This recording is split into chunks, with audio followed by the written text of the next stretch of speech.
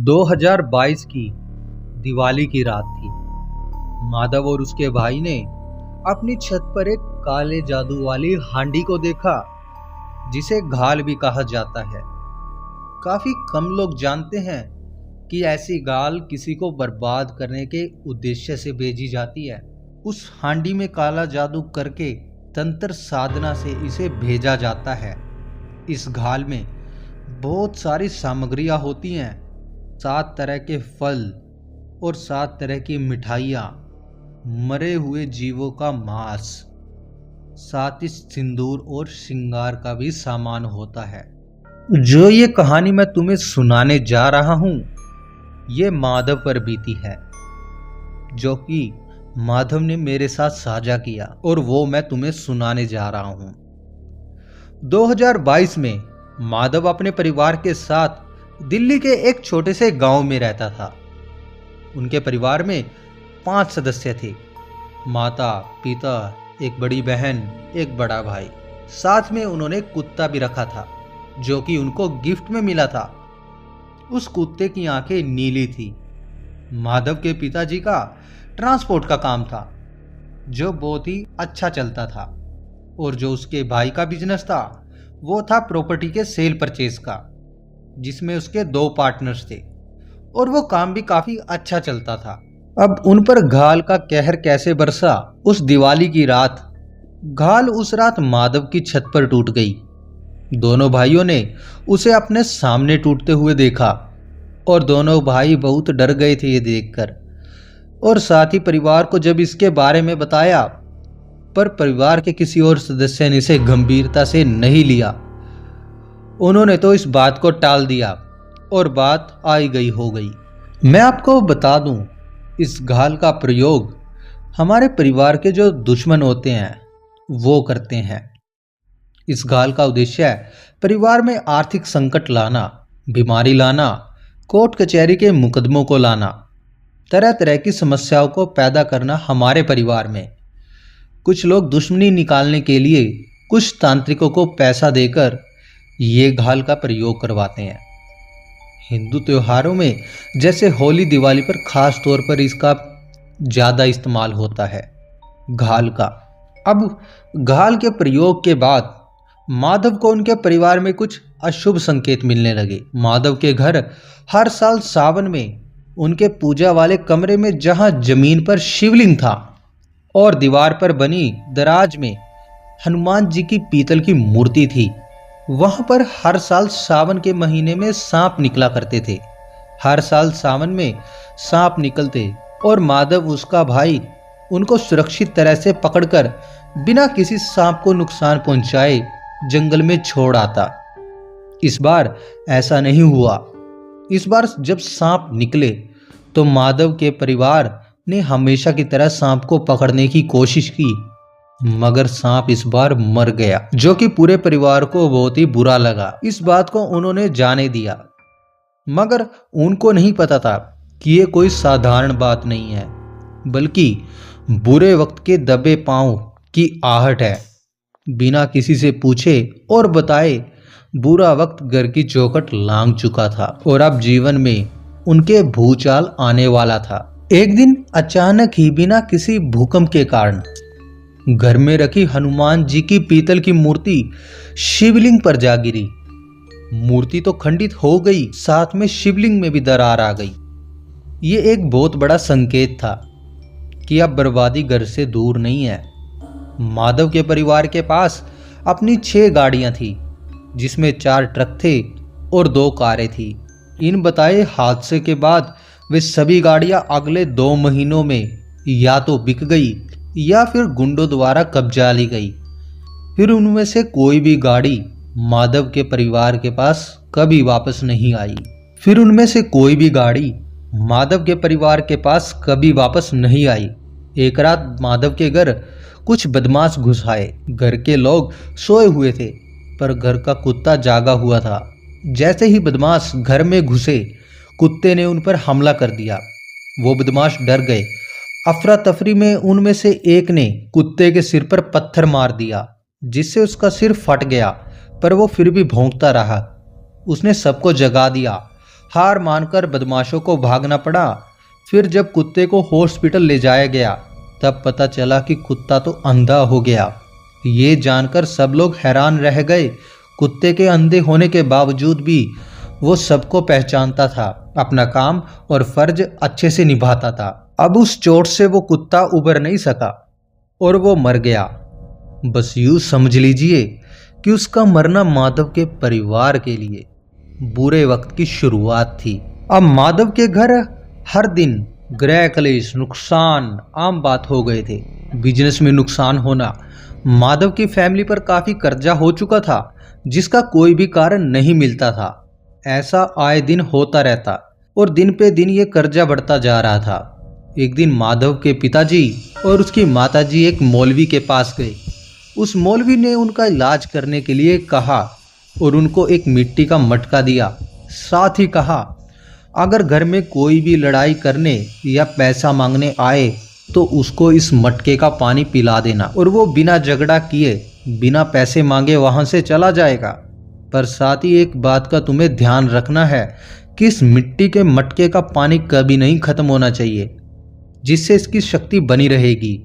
अगर ये मटका खाली हुआ तो इसकी सारी शक्ति खत्म हो जाएगी, फिर ये किसी काम का नहीं रहेगा।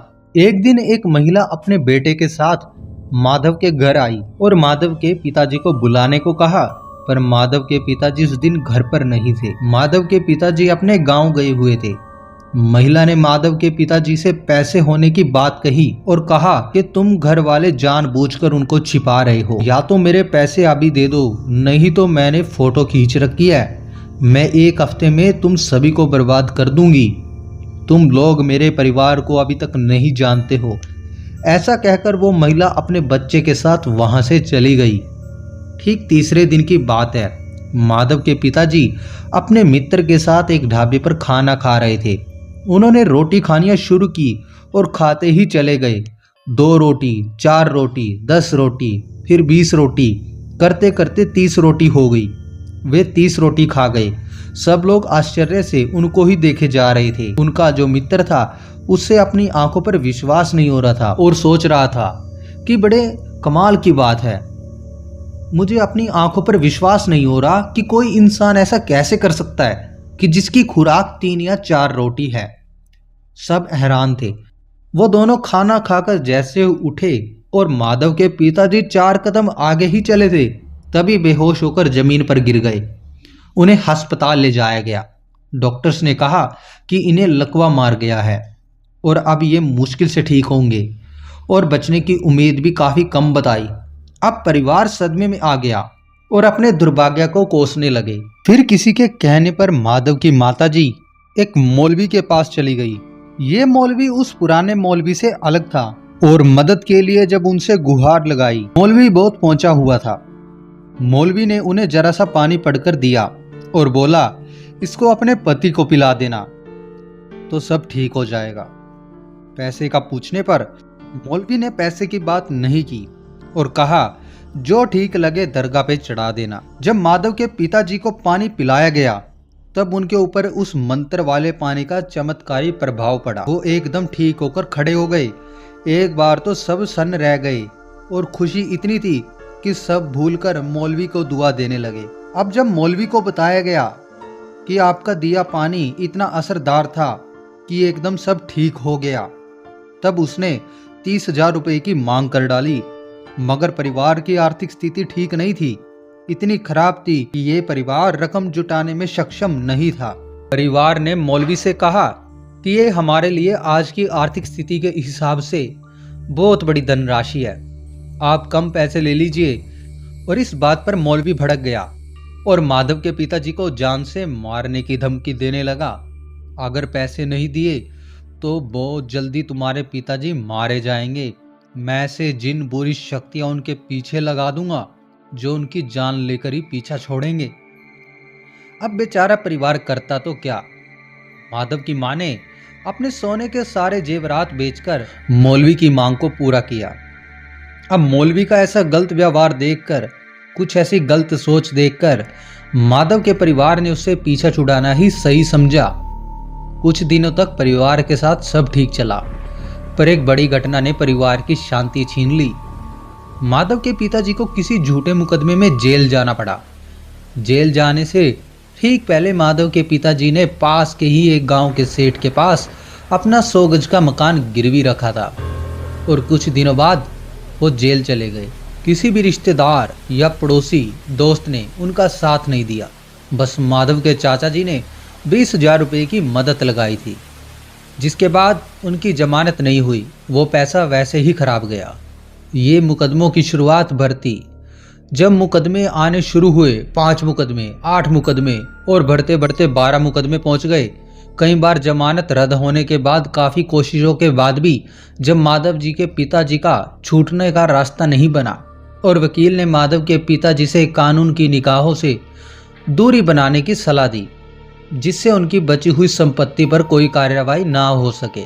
अब जैसे जज ने माधव के पिताजी के मुकदमों की संख्या देखी तो उन्होंने माधव के पिताजी की सारी संपत्ति को नीलाम करने के आदेश दे दिए।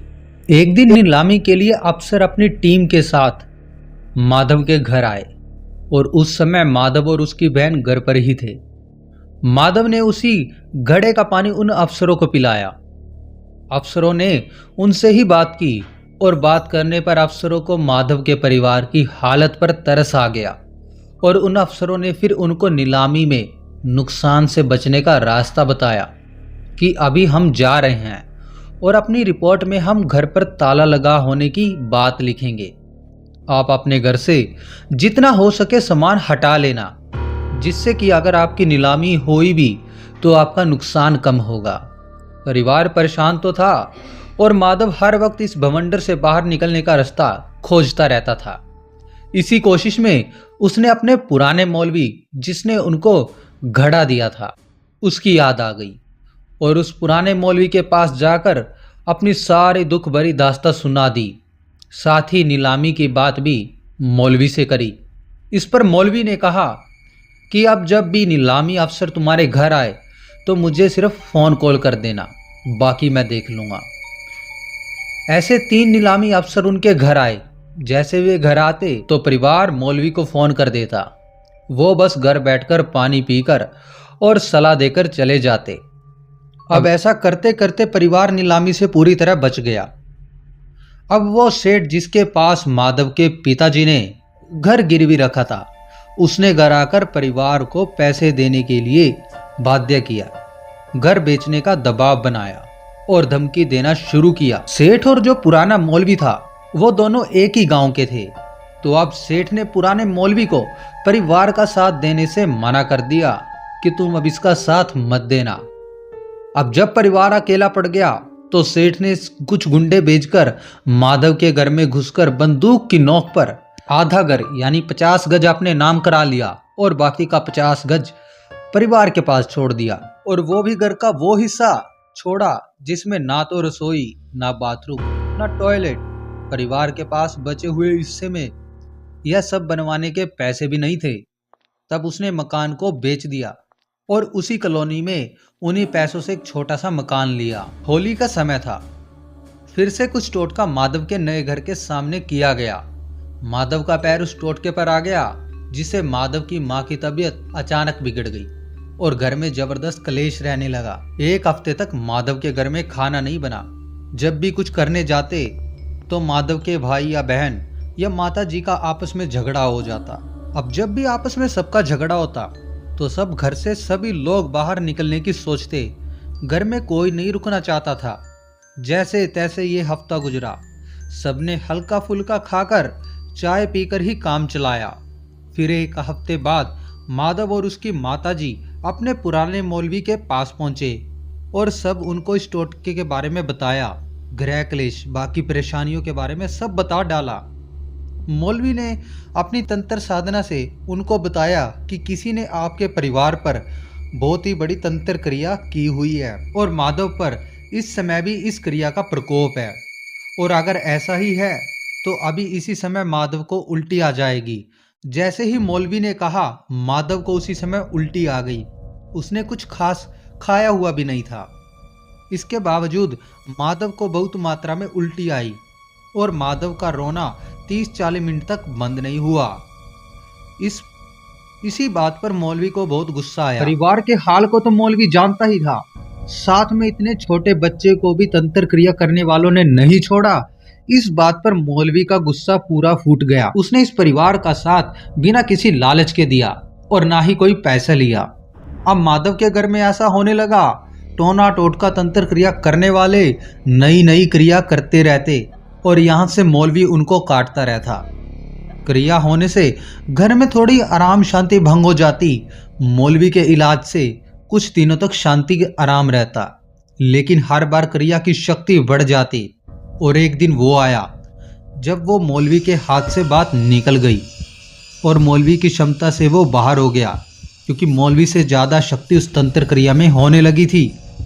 अब इस परिवार को इस तंत्र क्रिया से बाहर कोई निकाल पाता कोई नहीं था। अब जैसे कहा जाता है दिन के बाद रात है तो रात के बाद फिर से दिन होगी, वैसे ही एक उम्मीद की किरण बनकर एक जवान लड़का अमृत नाम का, जो कि ऐसी ही समस्याओं का समाधान करता है, उससे माधव के परिवार की मुलाकात हुई।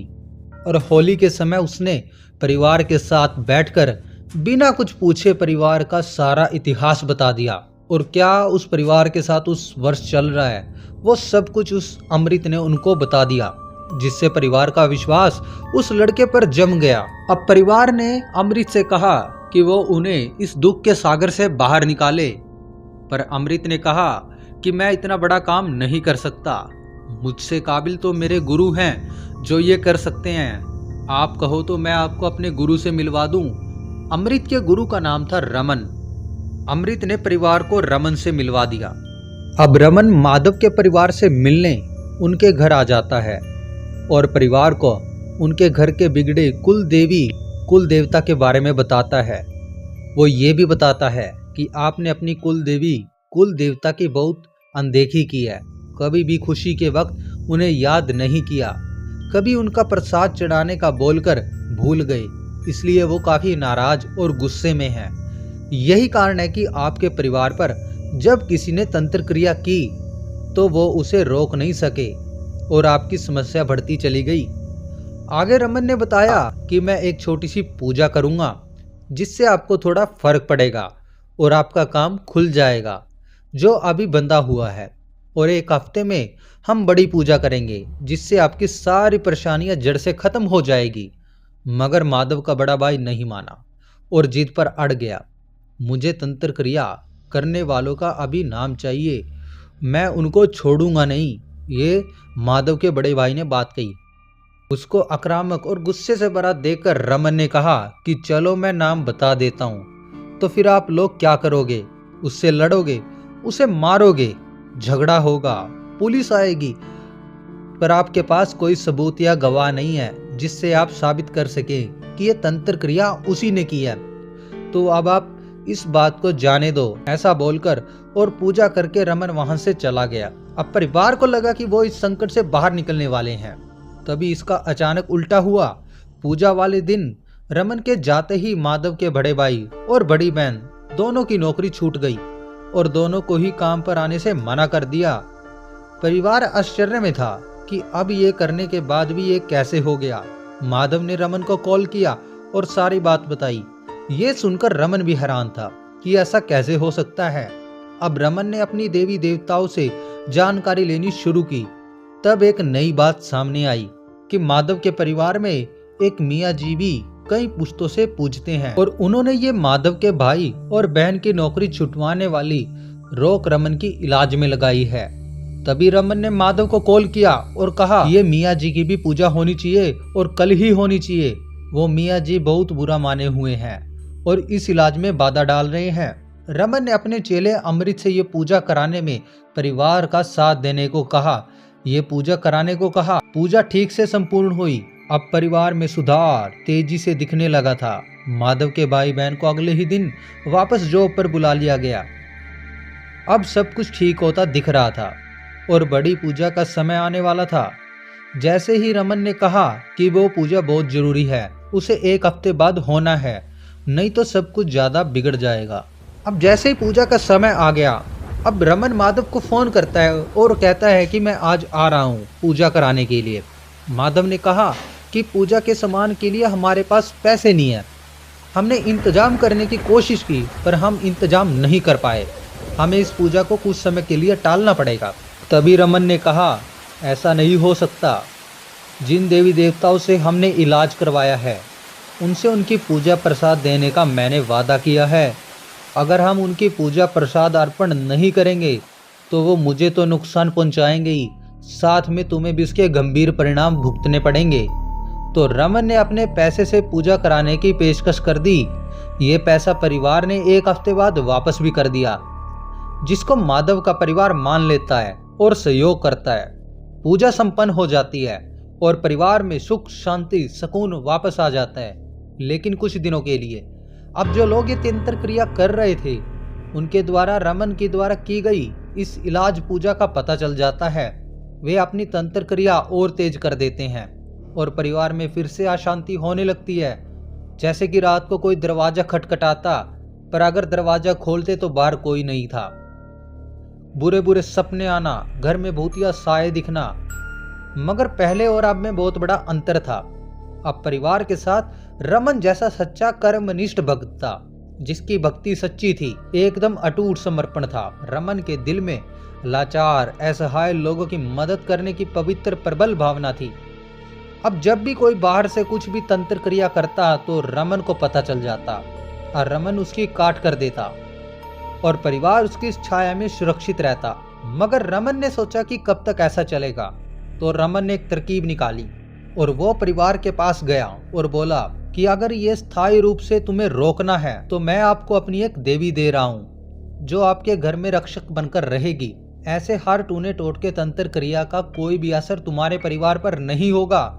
आपको उनकी पूजा रोज करनी होगी और उनका नाम हर बड़े कार्य में अपनी कुल देवी के साथ लेना होगा। परिवार ये बात मान लेता है। तब जाकर परिवार का सुख चैन शांति वापस आता है। जो काम पैसा परिवार का रुक गया अब वापस आने लगता है। लगभग सब कुछ सामान्य हो जाता है। इस हादसे को घटे उनका इलाज हुए आज लगभग 3 साल हो चुके हैं। परिवार एकदम स्वस्थ खुशहाल है। अब माधव के पिताजी भी जेल से वापस आकर परिवार के साथ रह रहे हैं।